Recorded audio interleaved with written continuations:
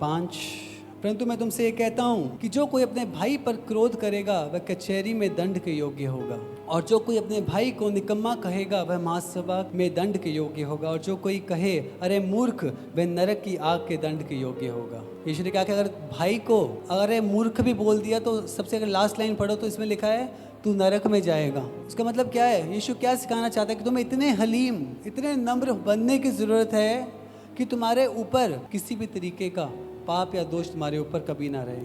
23 में, इसलिए यदि तू अपनी भेंट वेदी पर लाए और वहाँ तू स्मरण करे कि मेरे भाई के मन में मेरी ओर से कुछ विरोध नहीं है, तो अपनी भेंट वहीं वेदी के सामने छोड़ दे और जाकर पहले अपने भाई से मेल मिलाप कर, तब आकर अपनी भेंट चढ़ा। कि घरों में तुम लड़ रहे हो अपने भाइयों के साथ, अपनी बहनों के साथ, हाँ, उन्हें बुरा बुरा बोल रहे हो और यहाँ पे आके दिखा रहे हो चर्च में कि हमारे अंदर बहुत सा प्यार है। वचन में लिखा कि अपनी भेंट भी मत दो, पहले जाके जो तुम्हारा रुस्या हुआ भाई है घरे बैठे है उसके पास जाके उससे माफ़ी मांगो। कहीं ऐसा ना हो कि तुम्हारे बोलने के द्वारा, तुम्हारे वो काम करने के द्वारा वो व्यक्ति ठोकर खाए। और वचन में तो साफ यीशु ने कहा है कि तू उसके दंड के योग्य होगा, तू कचहरी में जाएगा। परमेश्वर चाहता नहीं कि आपके अंदर नफरत रहे। परमेश्वर ने एक ही चीज़ पे फोकस किया है, वो है लव, प्रेम की।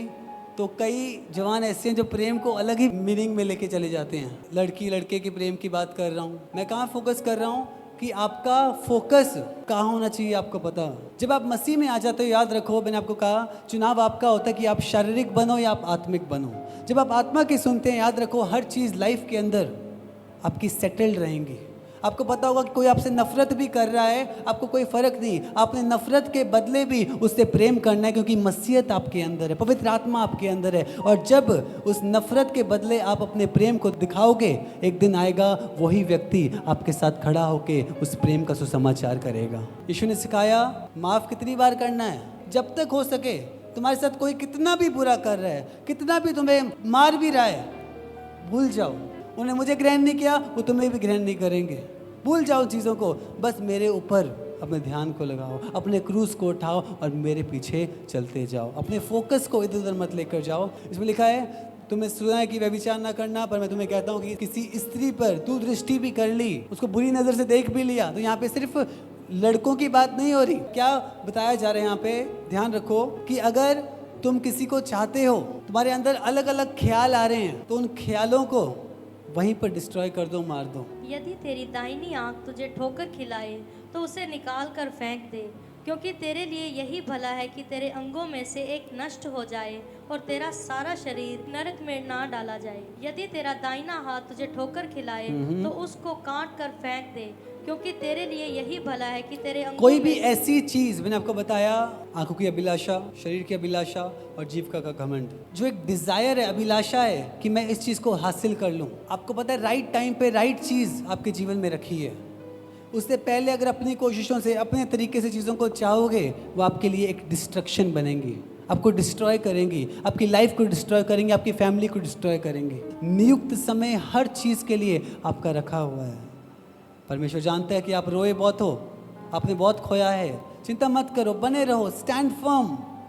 परमेश्वर आपसे वायदा करता है कि जितना तुमने खोया है उससे डबल तू वापस पाएगा। यहाँ पे यीशु कहता है कि अगर तेरी आंख तुझसे पाप कराए तो उसे निकाल के फेंक डाल, मतलब उस अभिलाषा को निकाल दे, उस डिज़ायर को अपने माइंड से, अपनी लाइफ से उसे पूरी रीति से हटा दे। अच्छा है, भला है कि तेरा पूरा शरीर स्वर्ग में जाए, कि ऐसा ना हो उसी एक चीज़ के कारण तेरा पूरा शरीर नरक में जाए। तेरा पूरा शरीर अगर तू नरक में जाएगा तो वहाँ पे सिर्फ तौबा ही करेगा, वहाँ पे सिर्फ अपने आप को कोसेगा ही कि मैंने इस चीज़ को, इस अभिलाषा को, इस पाप को, मुझे पता था, मौका मेरे पास था, मैंने क्यों नहीं छोड़ा।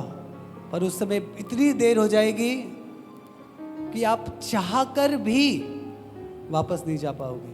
अगर तुम अपने डिज़ायर को, सांसारिक डिज़ायर्स को, अभिलाषाओं को मारते हो, यीशु कहता है तेरे लिए अच्छा है, क्योंकि जो तू उस डिज़ायर को मार के प्राप्त करेगा वो इनाम तेरे लिए अच्छा, चंगा, भला, तुझे हमेशा ब्लेसिंग देने वाला होगा यीशु के नाम से। जो शरीर का मन करे उसे मारो, उस डिज़ायर को किल करो। अगर आपने डिज़ायर को किल नहीं किया तो वही डिज़ायर आपको मारेगी, वही डिज़ायर आपको नरक में लेके जाएगी।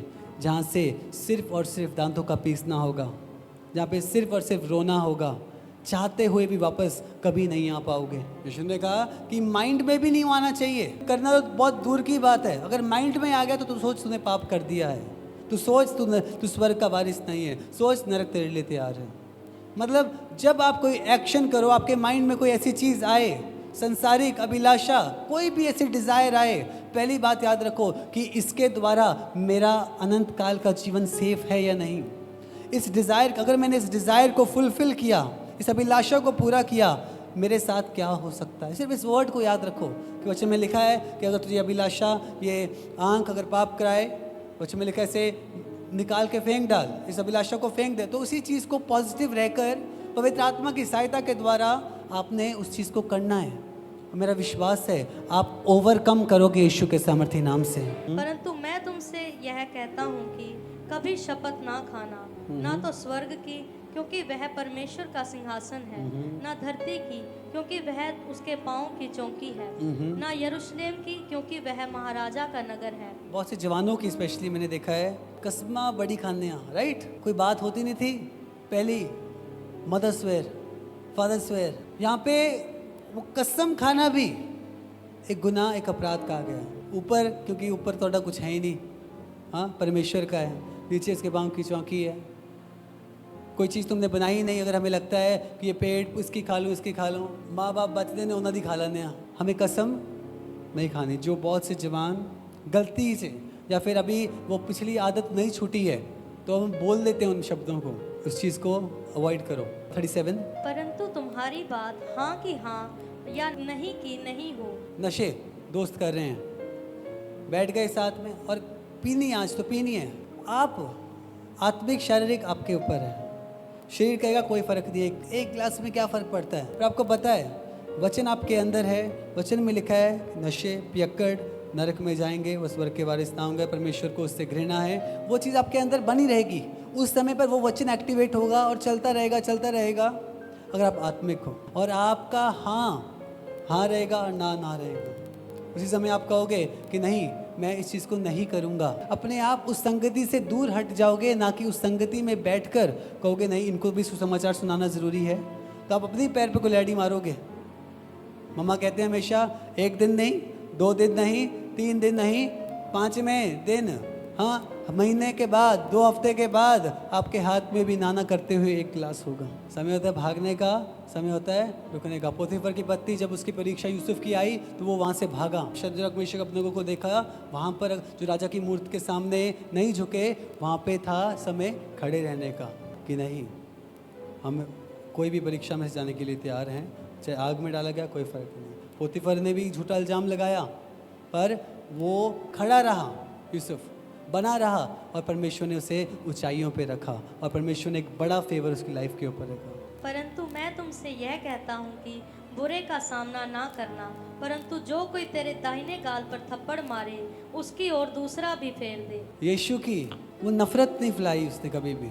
यीशु मसीह ने हमेशा लोगों को प्रेम करना सिखाया कि कितना भी तुम्हारा बुरा हो रहा हो, कितना भी एक व्यक्ति तुम्हें मार कुछ भी क्यों ना कर रहा हो, कि जब तुम्हारे साथ बुरा हो रहा है उस बुरे के बदले तुम दूसरों का बुरा नहीं सोच रहे, पलट के वार नहीं सोच रहे, उसके लिए दुआ कर रहे हो, उन बैरियों के लिए प्रार्थना कर रहे हो। और क्या मांग रहे हो? लिखा है जो मैं शराब दे तुम उसे आशीष देना। बहुत मुश्किल है, पर पवित्र आत्मा, अगर आप आत्मिक बन रहे हो, मैं बोल रहा हूँ पवित्र आत्मा के द्वारा आपके लिए हर चीज़ मुमकिन और संभव होगी यीशु के सामर्थ्य नाम से। हालेलुया।